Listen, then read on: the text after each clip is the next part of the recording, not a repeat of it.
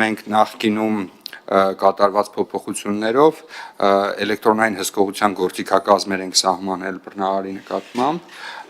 սակայն մի էական բացթողում չկար պարտավորություն սահմանված օրենքի մակարդակով բռնարարի նկատմամբ էլեկտրոնային հսկողության գործիքները կրելու։ Այս փոփոխությունը սահմանում է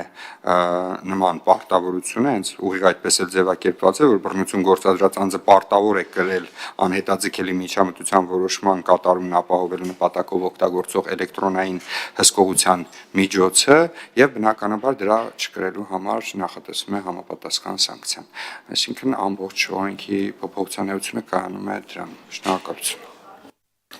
Հարցեր հիմնական զեկուցողին չկան հարցեր, հարակից զեկուցմամբ հանդես կգամ ես, չափազանց կարևորում եմ այս